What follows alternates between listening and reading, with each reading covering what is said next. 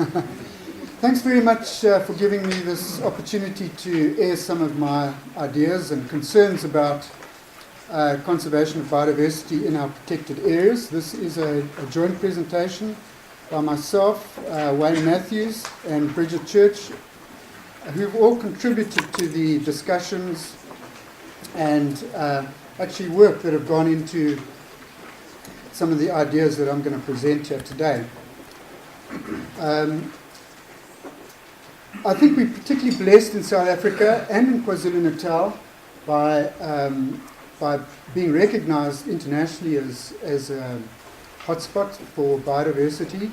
And KZN has also got its fair share of biodiversity assets and attributes which are recognized, particularly in the botanical area, being the part of the Maputo-Pondoland Albany regional hotspot and centre of endemism. Got the Maliti Drakensberg, the marine environment, and so on and so forth. So we've all got we all understand that we have a huge responsibility in terms of protecting this biodiversity. Interestingly enough, this 2017 paper that's just come out looked at worldwide hotspots for the conservation of mammals across the board, and they looked at two features: the species diversity or species richness, essentially, and the phylogenetic diversity, which is evolutionary origin richness of areas.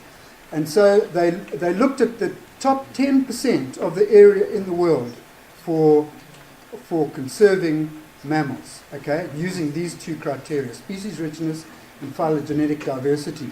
And you can see this area of northern Zululand, southern Maputoland, comes up as one of the hotspots for species diversity.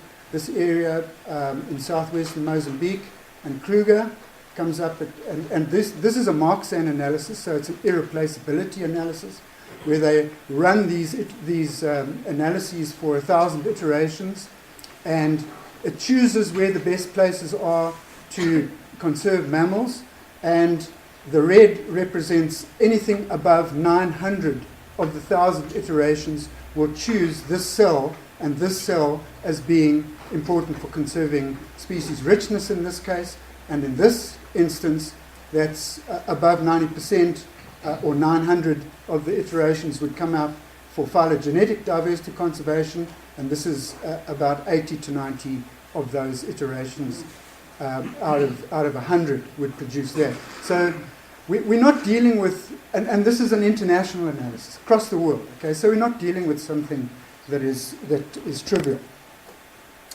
So having established that we're in an important biodiversity area, we managed to extort quite a lot of money out of GEF and World Bank and the government to put it into protected area management, to establish new protected areas, and we've accepted this responsibility that we're now going to attempt to conserve this biodiversity. But we also realize that a lot of this biodiversity exists outside of the protected areas. But it's commonly accepted that the burden of the responsibility for protecting biodiversity actually is falling more and more on protected areas because the rate at which the landscape transformation is taking place outside of protected areas really places these the biodiversity which is not protected at a huge level of threat. So this forms one of the main reasons why we do conservation planning, and we motivate to increase our protected area state, which for your information, KZN still falls below 10%, and it's a far cry from the 17%, the 2020 target of 17%. So we're not in good shape as far as that goes. Now, okay, there we go.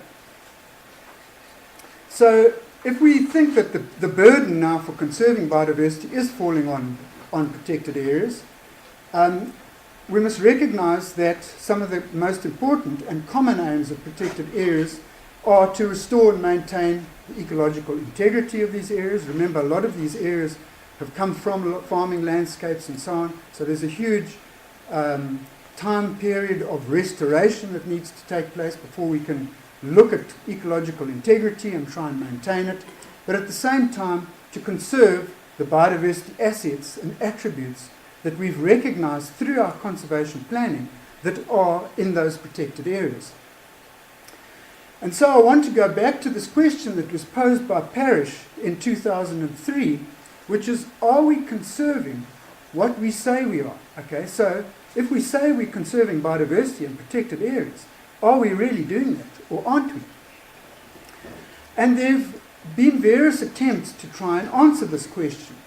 And I think the Provincial State of Biodiversity Report looks at it on a regional basis. Okay, and I must commend the Scientific Services division sections of Ezimvela for periodically producing these reports. There's a 2016 one that is in the process of being finalized, which really tries to look at the state of biodiversity in the province and summarize it and ask that precise question: how well are we doing at conserving the biodiversity of the province? But that is a regional analysis, and it doesn't really hone down on some of the critical things that a lot of us are looking at, and that is at species and communities and so on. At the protected area level, South Africa and Ezimvela have really depended on this protected area management effectiveness assessments and the tracking tool, the MET tracking tool that was developed by WWF and World Bank to look at management effectiveness of protected areas. And as you might or might not know, the management effectiveness assessment tool is a qualitative assessment, and it's based on expert scoring, based on an expert scoring approach. So when you ask the question, you put it in a category, and the question about biodiversity might be, are you achieving the biodiversity goals of this protected area? Not really, partially, we're nearly there, and yes, we are, totally, kind of thing. And so you'd get a mark for that. But it really lacks the quantitative data to properly evaluate this question. Okay? And that's a huge problem. Because, again, it comes back to, are we really able to say we are conserving biodiversity in our protected areas? So, how would we go about doing something like this? And I'm going to refer back to Parrish's paper, which I've modified slightly. And it really behoves us, with the assistance of the conservation planning outputs that most conservation plans will give you, and that is, can we identify what is important in each one of our protected areas in terms of the overall picture of conserving biodiversity in a region? So that's the first step. Let's identify the focal things that we need to be looking at in this protected area to ensure that we maintain its value or its status. The second step in this process then is to identify the features and the indices that are going to enable us to examine whether or not, to give us a score or a reading or a metric that is going to allow us to assess its status. The third step in this process is really to identify the target. What are we trying to achieve with the attribute that we've identified as being important? And this is probably one of the most difficult steps in the process, and very often relies on a historical understanding of this degree of natural variation in the population. We can set a target and say, in this case, with species richness, we want to have 8 of these things, okay, in the protected area, and we should maintain it. But we know that it varies up and down as we go along, due to rainfall, exploitation, changes in various things. So we need to have a range within which we can accept that yes, we are achieving that. We need to be able to assess what we measure against that target, and then we need to understand whether or not we are achieving the target on a regular basis, and we can honestly say that, yes, this attribute that we're looking at is conserved. This is a kind of a decision tree that one can use to assist you in deciding whether it's conserved or not conserved. I'm not going to go into too much detail, produced by Parrish. But what we would want to do in each one of these instances is develop one tailor-made for the attribute that you are looking at. This is, interestingly enough, from the point of view of industry, DEAR require them to report on the biodiversity status of the land that is not under industrialization. And I got involved in this project at Cecil Secunda, where they had a whole bunch of biologists coming along and doing things, measuring land cover, looking at wetlands and scoring them, looking at rivers and scoring them, looking at plants. No, unfortunately, Adrian, no lower vertebrates. But birds were being looked at, small mammals were being looked at, medium-sized mammals were being looked at, and particularly the predators. And some of these things are represented on 3 posters which are in the poster session there, which give you some idea of what they're doing. The problem was they were typical kind of, okay, let's go and we'll do a felt assessment, or we'll go and count the birds, or we'll do this. What does it all mean? It wasn't giving Cecil any meat to go back to DEAR and say, look, this is what we're achieving in terms of conserving the biodiversity in the area. So we've modified from Parrish. This is the process that we've had to go through with the scientists, most importantly, and the managers to end up with some kind of a state of biodiversity report for Cecil. So it's not only protected areas, it is also land which is under industrial care. This, for instance, the work done by Wayne on the birds there, spans a period of 5 years.